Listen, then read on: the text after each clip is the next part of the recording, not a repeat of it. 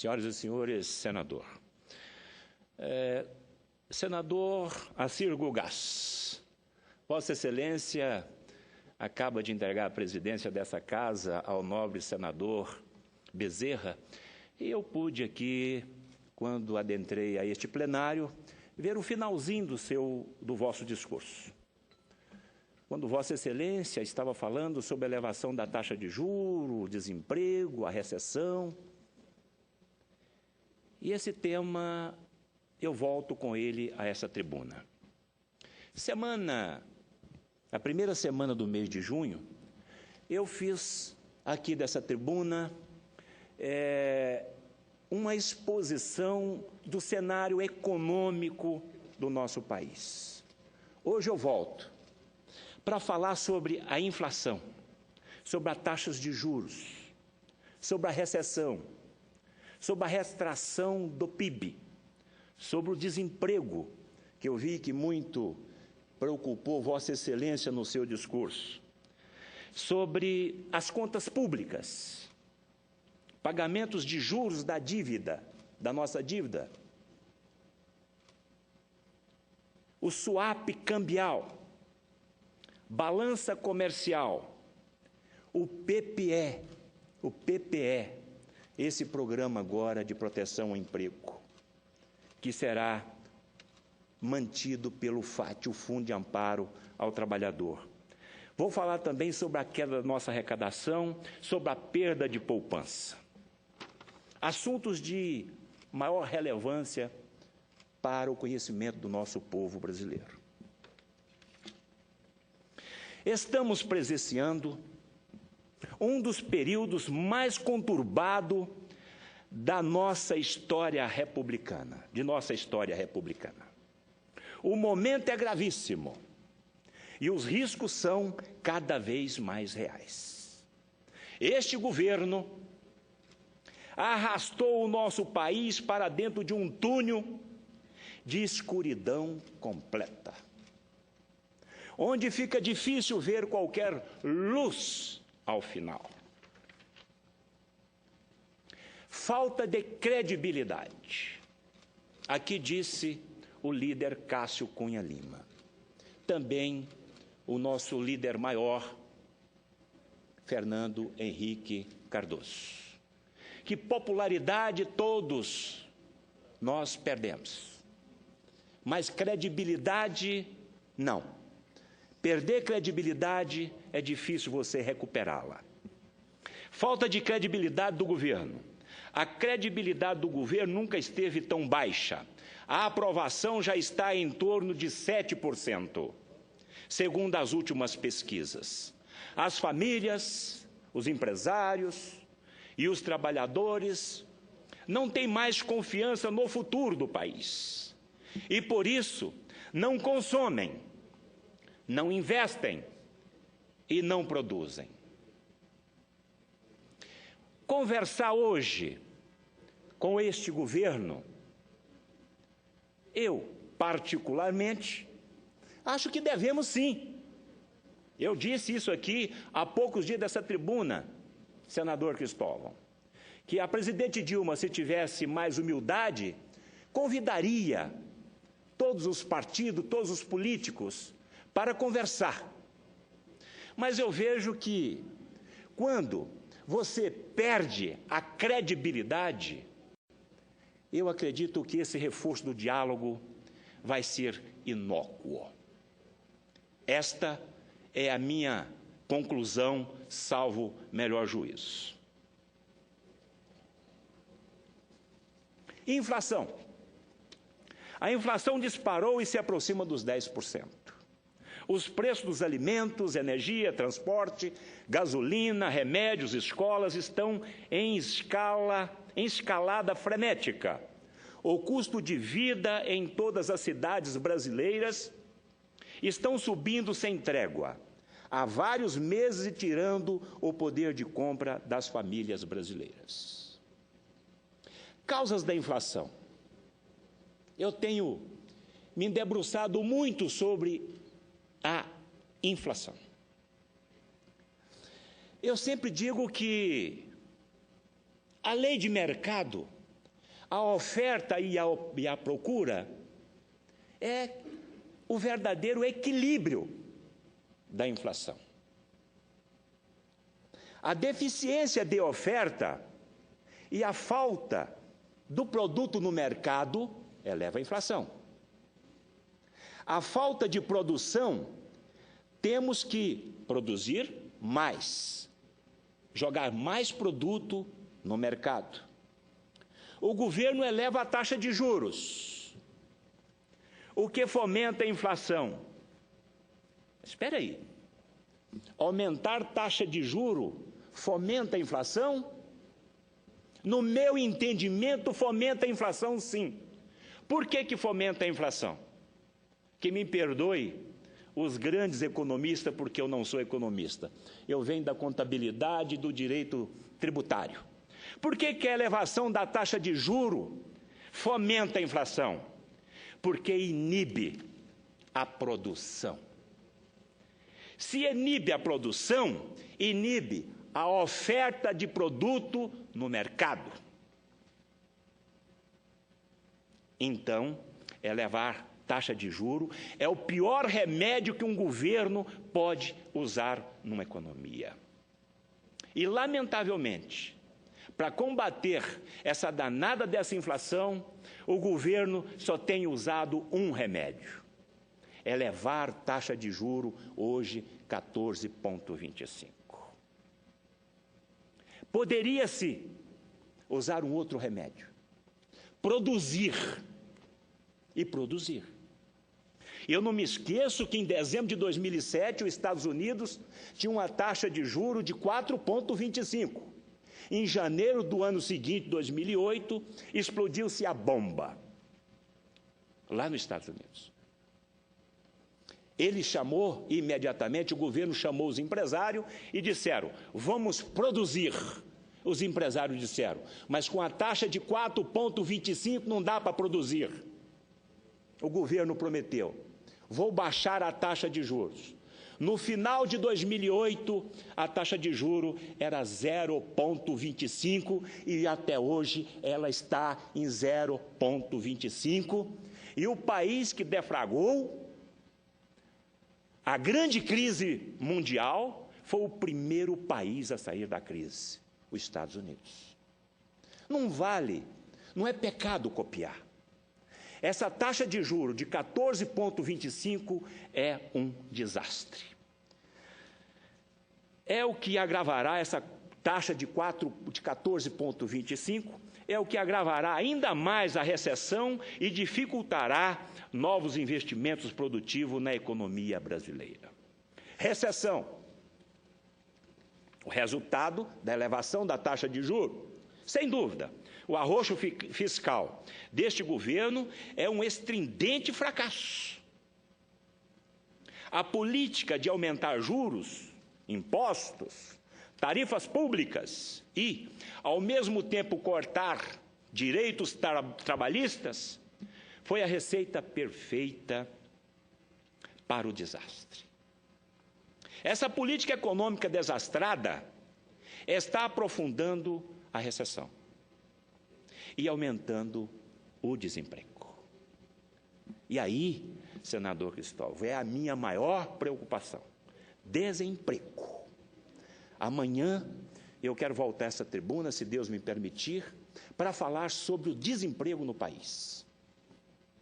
As famílias brasileiras já perdem, ou perderam, estão perdendo 16 bilhões por mês em compras. Olha o prejuízo das nossas famílias e o prejuízo do governo.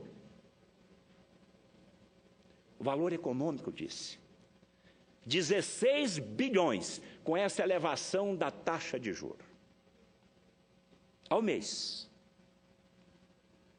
O poder de compra despencou com a alta da inflação, restrição ao crédito e o aumento do desemprego. Retração do PIB. A previsão de contração do PIB é de, segundo os analistas, hoje eles já estão falando em 1,8 negativo. 1,8 negativo.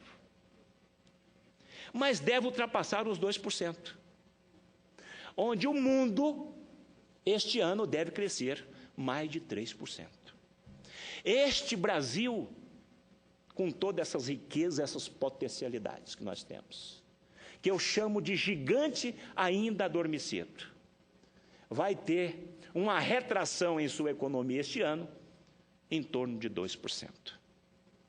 Lamentavelmente, nenhum brasileiro tem mais dúvida de que a recessão se instalou de vez no país e que será duradoura. Duradoura. Lamentavelmente. Eu não consigo, como empresário, como senador da República hoje, como contador que fui, eu não consigo ver a curto, médio prazo, na gestão deste governo,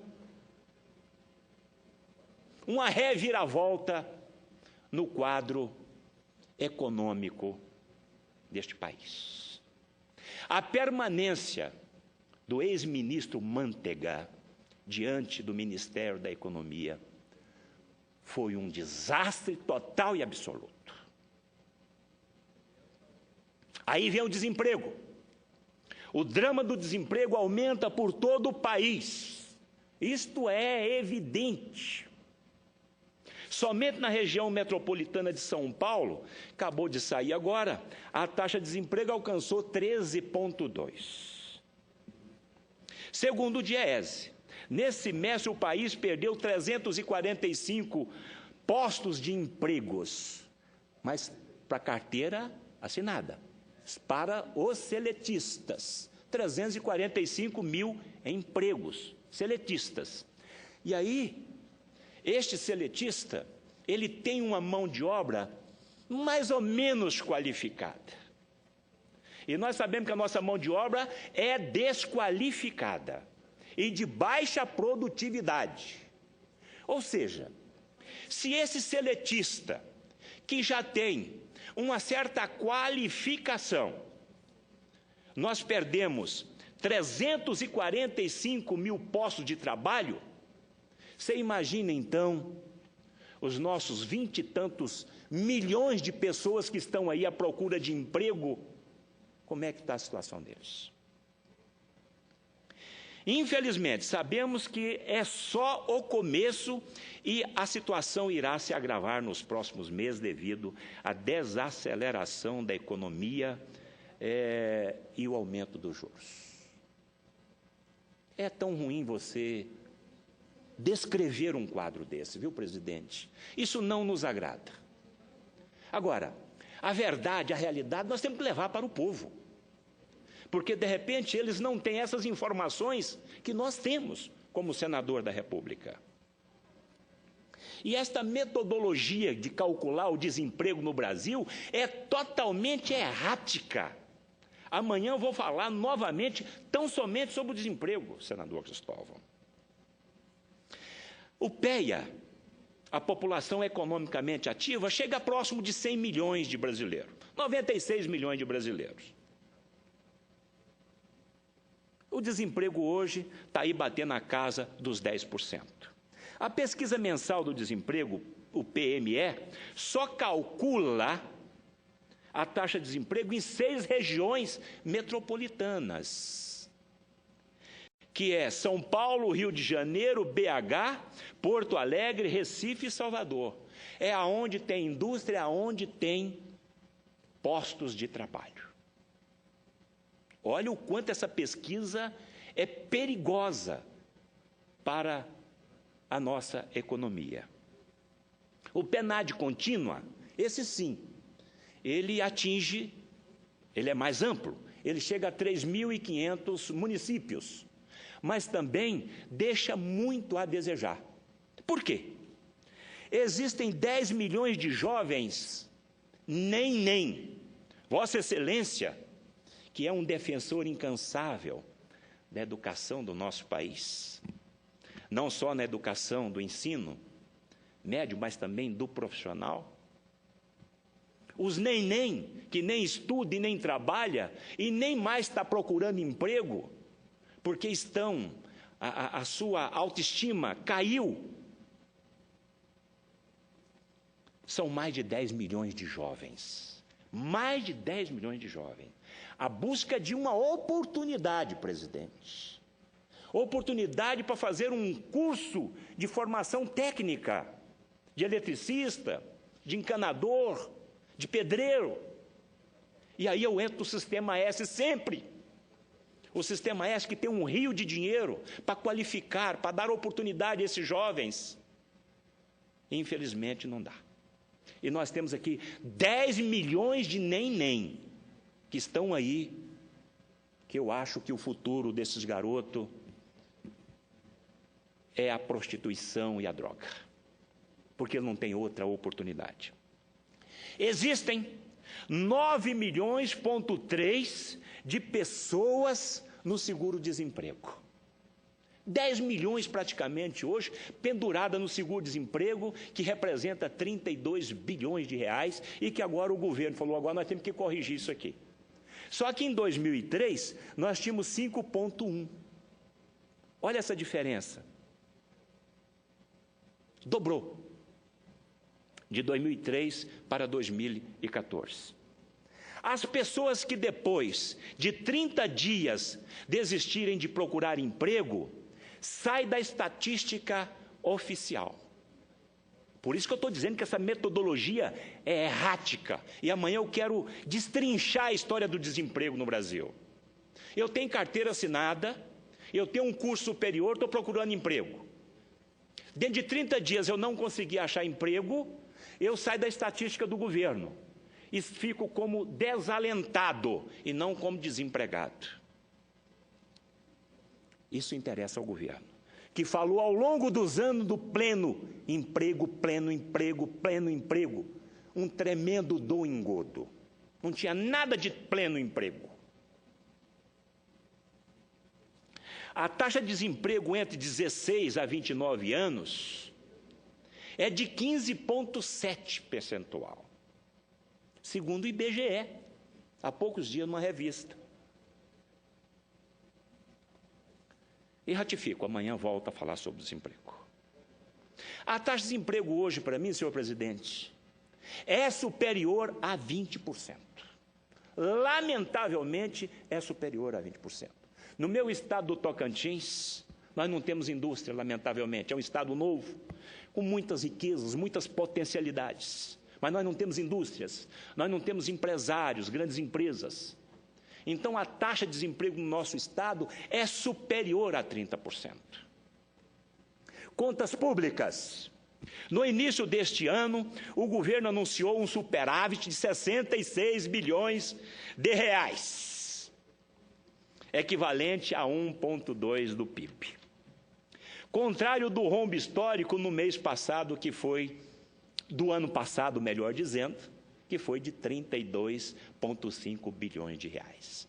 Aí entra, então, aquele PLN 36, que o governo, então, usando a maquiagem contábil, onde os fatos contábeis não mentem, os números não mentem, conseguiu transformar um déficit primário de 32,5 bilhões de reais em um superávit. E este Congresso Nacional ajoelhou e aprovou o PLN 36, estuprando a lei de responsabilidade fiscal. Ao invés disso, acaba de ser divulgado que o governo federal teve um déficit agora, desses 6 primeiros meses, de 1,6 bilhões de reais. Se o governo tinha uma previsão, fez um compromisso com o Congresso Nacional e com o povo brasileiro, de ter uma receita superior à despesa de 66 bilhões, que chama-se de superávit primário, depois de 6 meses do ano de 2015, nós estamos então com um déficit primário, ou com a despesa maior de 1,6 bilhões de reais, no primeiro semestre. Eu não vi ainda o mês de julho, mas mês de julho deve ter sido outra bomba. Esse é o pior resultado desde o início da série histórica, que começou em 97.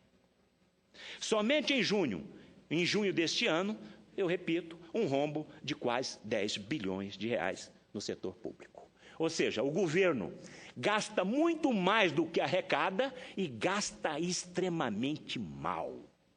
Aí aquela frasezinha de Vossa Excelência, né? A economia está indo...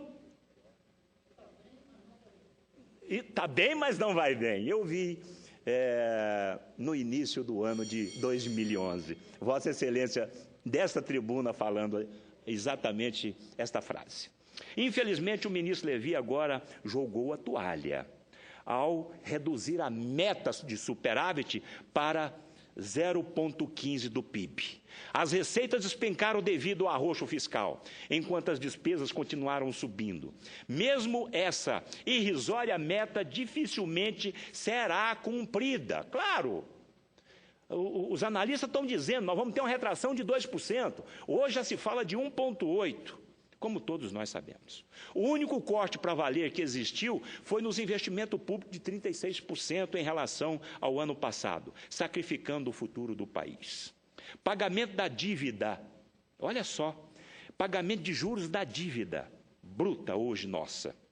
Nos 6 primeiros meses deste ano, o governo já gastou 225 bilhões, 870 milhões de reais para pagamento de juros da dívida. Só nesses 6 primeiros meses.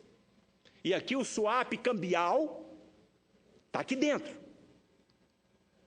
Nos últimos 12 meses, a despesa com pagamento de juros chegou a 417 bilhões de reais.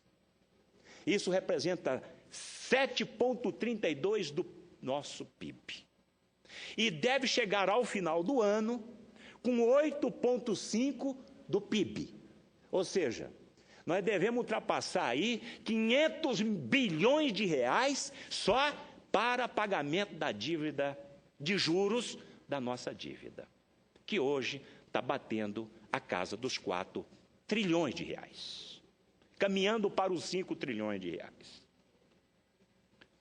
O sábio amigo senador Serra, em um artigo recente, lembrou que a cada 1 ponto de aumento da taxa Selic, as despesas do governo sobem 15 bilhões de reais. Reproduza as palavras do nobre amigo. Ele disse, senador Serra disse, a triste realidade é que, hoje, juros em alta deprime ainda mais a atividade econômica e a arrecadação. Do outro lado, aumenta as despesas. Turbinam, assim, o déficit público e o desajuste da economia, além de inibirem o investimento produtivo. Olha o que ele diz. Perfeito. Ninguém produz, ninguém consome. Dívida pública. Eu disse há poucos minutos. Estamos, então, já ultrapassando os 4 trilhões de reais. Em dezembro de 2002, essa dívida não chegava a 1 trilhão de reais. Este governo, lamentavelmente, chegou e encontrou os caixas abarrotados de dinheiro e falou, vamos brincar com isso aqui.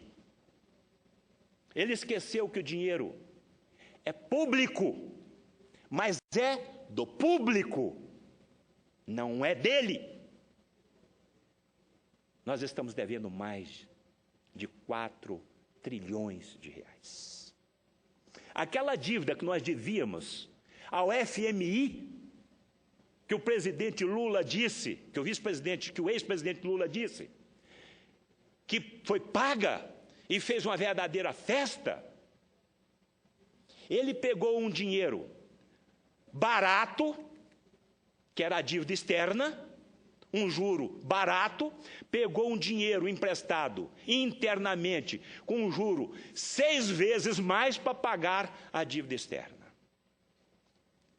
E hoje essa dívida externa está chegando próximo dos 400 bilhões de dólares. Apesar de que temos uma reserva de 370 bilhões de dólares. e que eu estou morrendo de medo do governo meter a mão nele. Aí sim, aí o nosso risco Brasil desaba também. Swap cambial. O que é swap cambial? O prejuízo do Banco Central com as operações de swap cambial chegou a 51 bilhões de reais no primeiro trimestre. E representa mais despesa do governo para pagamento de juros. Esse juro que eu me referi há poucos minutos, de 500 bilhões, aqui está o swap.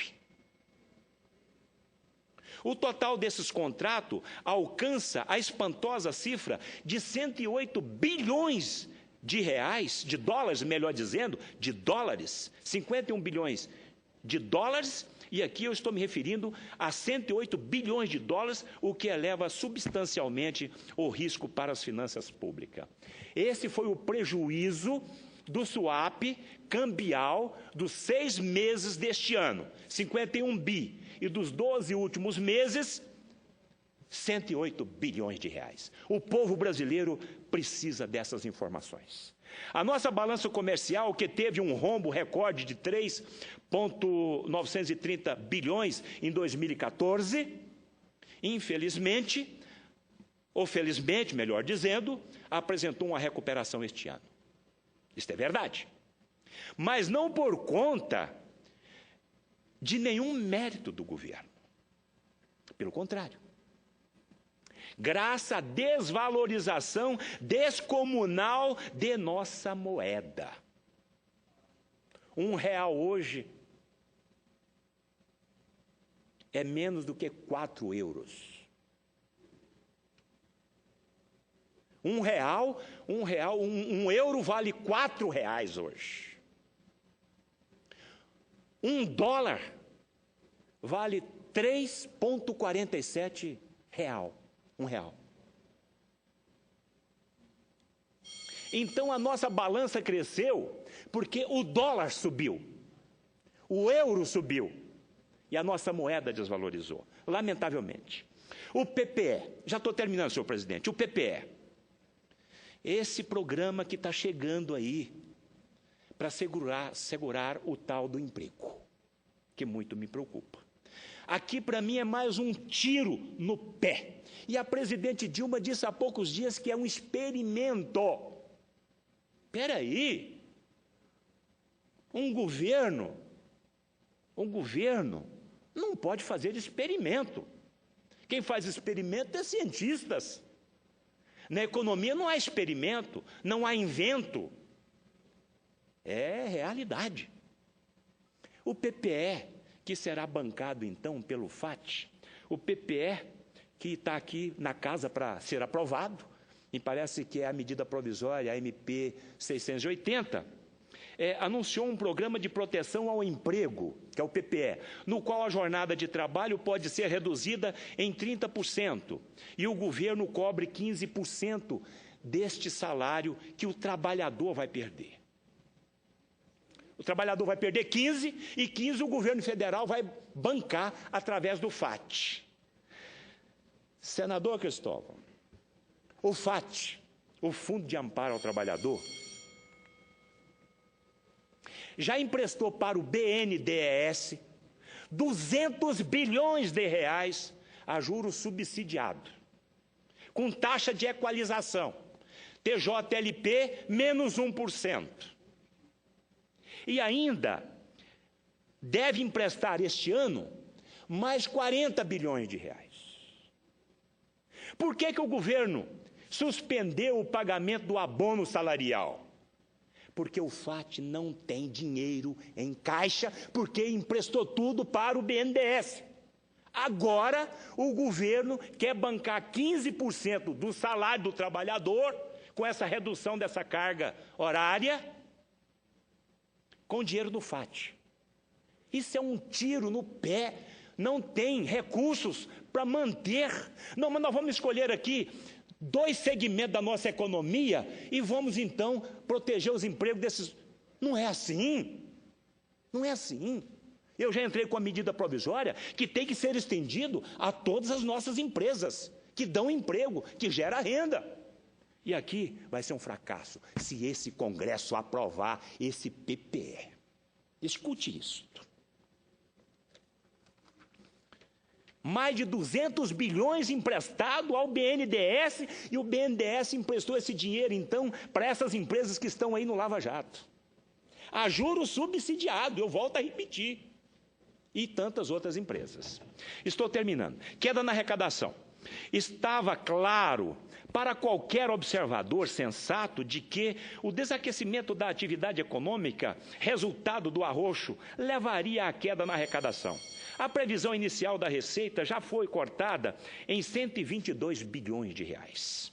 Os juros não param de subir, o que encarece o capital de giro dos empresários, que por isso postergam o pagamento de tributos para não terem que recorrer aos juros aberrantes dos empréstimos bancários.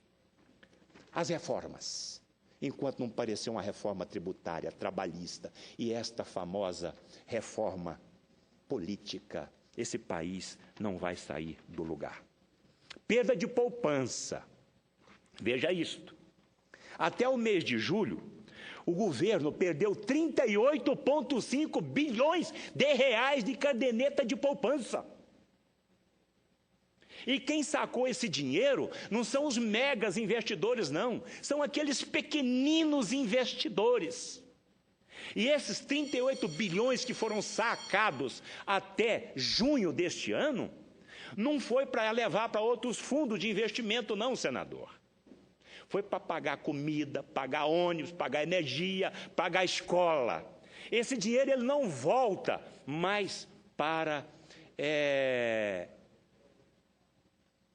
investimento.